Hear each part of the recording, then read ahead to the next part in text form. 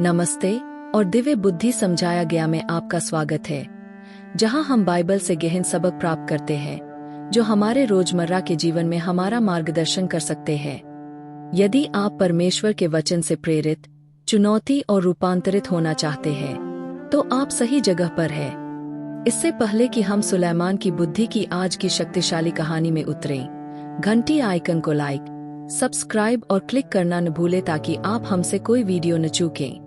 आपका समर्थन हमें परमेश्वर के ज्ञान को और अधिक दिलों तक फैलाने में मदद करता है। अब आइए इतिहास में ईश्वरीय अंतर्दृष्टि की सबसे प्रसिद्ध कहानियों में से एक का पता लगाएं, सुलेमान का महान न्याय। सुलेमान की बुद्धि। परमेश्वर द्वारा चुना गया राजा दाऊद का पुत्र सुलेमान अपनी अद्वितीय बुद्धि के लिए जाना जाता था, जो उसे परमेश्वर द्वारा दिया गया उपहार था। दाऊद की मृत्यु के बाद सुलेमान इस्राएल का तीसरा राजा बना, जो अपने पिता के उत्तराधिकारी बने। सुलेमान की बुद्धि को प्रदर्शित करने वाली सबसे शुरुआती घटनाओं में से एक उसके शासनकाल की शुरुआत में हुई थी, जब उसे एक जटिल और भावनात्मक रूप से चार्ज किए गए मामले का सामना करना पड़ा, दो माताओं का मामला। राज्य अभी भी शांति और समृद्धि के अपने प्रारंभिक चरण में था। सुलेमान हाल ही में सिंहासन पर बैठा था और नए राजा के रूप में वह जानता था कि न्यायपूर्ण और बुद्धिमानी से शासन करने की उसकी क्षमता उसकी विरासत को निर्धारित करेगी। ज्ञान के लिए उनकी प्रतिष्ठा उनके पूरे शासनकाल के लिए माहौल तैयार करेगी। दो माताओं का मामला। एक दिन दो स्त्रियां राजा सुलेमान के सामने आईं, जिनमें से प्रत्येक ने एक ही बच्चे की मां होने का दावा किया। स्थिति नाजुक थी। दोनों महिलाएं एक ही घर में रहती थीं और प्रत्येक ने हाल ही में जन्म दिया था। हालांकि रात में एक बच्चे की मौत हो गई थी और अब दोनों महिलाओं के बीच जीवित बच्चे को लेकर विवाद चल रहा था। प्रत्येक महिला ने जोर देकर कहा कि जीवित बच्चा उसका था और दूसरी महिला ने उसका बच्चा चुरा लिया था।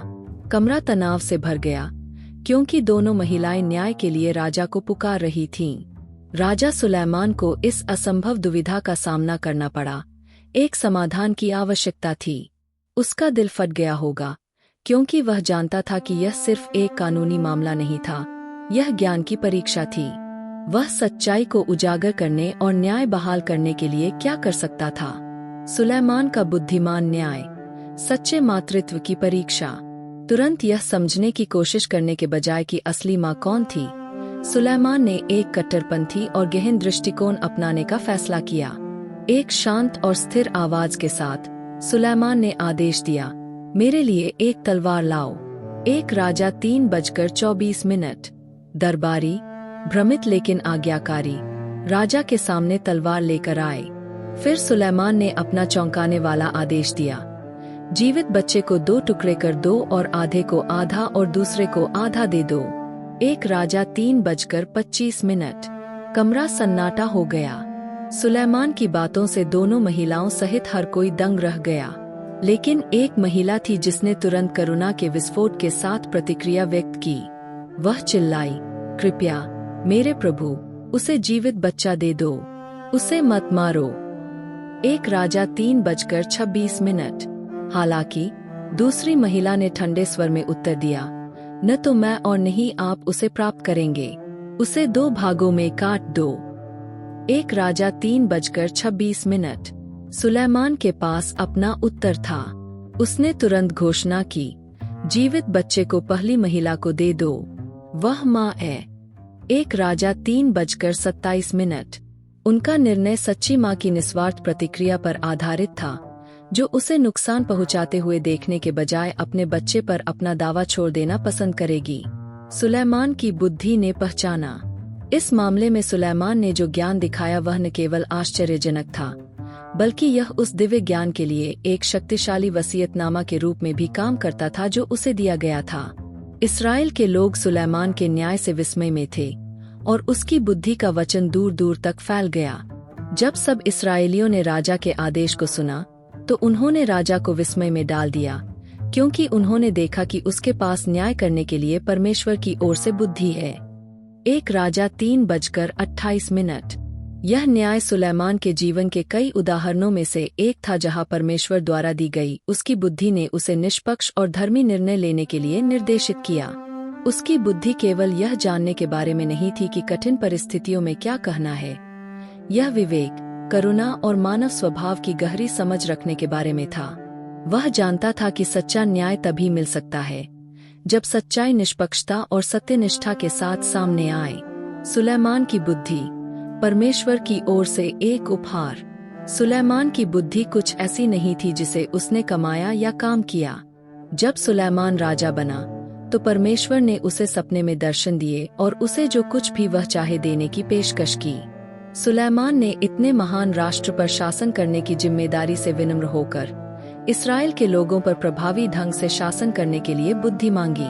परमेश्वर उसके अनुरोध से प्रसन्न हुआ और उसने सुलेमान को न केवल बुद्धि बल्कि धन, सम्मान और शक्ति भी प्रदान की, जिससे वह इतिहास के सबसे धनी और सबसे सम्मानित राजाओं में से एक बन गया। सुलेमान की बुद्धि न्यायिक मामलों से परे थी। वह एक कुशल कवि थे जिन्होंने कई नीति वचन लिखे, जिनमें एक बुद्धिमान और ईश्वरीय जीवन जीने के लिए कालातीत सिद्धांत शामिल है। उन्होंने सुलेमान का गीत, कविता की एक पुस्तक जो प्रेम का जश्न मनाती है, और सभोपदेशक की पुस्तक भी लिखी जो जीवन के अर्थ की पड़ताल करती है। लेकिन यह उनका न्यायिक ज्ञान था जिसने उन्हें महान बना दिया। पृथ्वी के सभी कोनों से लोग सुलेमान की सलाह लेने के लिए यरूशलेम की यात्रा करते थे, जिसमें शीबा की रानी की प्रसिद्ध यात्रा भी शामिल थी। वह सुलेमान की बुद्धिमत्ता, धन और उसके राज्य की भव्यता पर चकित थी और उसने स्वीकार किया कि उसकी बुद्धि परमेश्वर से आई थी। तुम्हारे परमेश्वर यहोवा की स्तुति हो, जिसने तुम पर प्रसन्न होकर तुम्हें इस्राएल की गद्दी पर बिठाया है। इस्राएल के लिए यहोवा के अनंत प्रेम के कारण उसने तुझे न्याय और धार्मिकता बनाए रखने के लिए राजा बनाया है। एक राजा 10:09। सुलेमान की बुद्धि से सबक और नैतिकता। दो माताओं के मामले में सुलेमान के फैसले की कहानी आज हमारे लिए सबक से भरी हुई है। यह हमें ज्ञान, न्याय और विवेक के बारे में सिखाता है, और यहाँ कुछ प्रमुख नैतिकता है जिन्हें हम अपने जीवन में लागू कर सकते हैं। 1. बुद्धि परमेश्वर से आती है। सुलेमान की बुद्धि परमेश्वर की ओर से एक उपहार थी, और यह याद रखना महत्वपूर्ण है कि सच्ची बुद्धि उससे आती है। भ्रम या अनिश्चितता के समय में हम प्रार्थना, उसके वचन के अध्ययन और एक ऐसे हृदय के माध्यम से परमेश्वर की बुद्धि की तलाश कर सकते हैं जो उसकी इच्छा के अनुसार जीना चाहता है। याकूब 1:5 हमें याद दिलाता है, यदि तुम में से किसी को बुद्धि की कमी हो तो वह परमेश्वर से मांगे, जो उदारता पूर्वक और बिना किसी निंदा के सबको देता है, और उसे दिया जाएगा। 2. सही निर्णय लेने के लिए विवेक महत्वपूर्ण है। सुलेमान का न्याय केवल तथ्यों को जानने के बारे में नहीं था, यह स्थिति के सच्चे दिल को समझने के बारे में था। विवेक हमें सतही दिखावे से परे देखने और किसी भी मामले की सच्चाई तक पहुंचने की अनुमति देता है। हमारे दैनिक जीवन में हमें कठिन विकल्पों या जटिल परिस्थितियों का सामना करना पड़ सकता है। परमेश्वर की आत्मा के मार्गदर्शन में विवेक रखने से हमें बुद्धिमानी से निर्णय लेने में मदद मिलती है, जो उसका सम्मान करते हैं और दूसरों को शांति प्रदान करते हैं। 3. सच्चा प्यार निस्वार्थता की ओर ले जाता है। बच्चे के मामले में सच्ची माँ अपने जीवन की रक्षा के लिए अपने बच्चे पर अपना दावा छोड़ने को तैयार थी। निस्वार्थता सच्चे प्यार की पहचान है, और यह उदाहरण हमें दूसरों की जरूरतों को अपनी जरूरतों से पहले रखने के महत्व की याद दिलाता है। रिश्तों में, चाहे परिवार के साथ, दोस्तों के साथ या यहाँ तक कि अजनबियों के साथ, सच्चे प्यार में अक्सर त्याग करना और दूसरों की भलाई को पहले रखना शामिल होता है। 4. न्याय और दया साथ साथ चलते हैं। सुलेमान की बुद्धि ने न केवल न्याय बल्कि दया भी प्रदर्शित की। उसने केवल कठोर दंड नहीं दिया, वह करुणा और सहानुभूति की गहरी आवश्यकता को समझता था। जब हम जीवन से गुजरते हैं तो हमें भी न्याय को दया के साथ संतुलित करना चाहिए, यह याद रखते हुए कि परमेश्वर की दया न्याय के ऊपर विजय प्राप्त करती है। याकूब 2:13।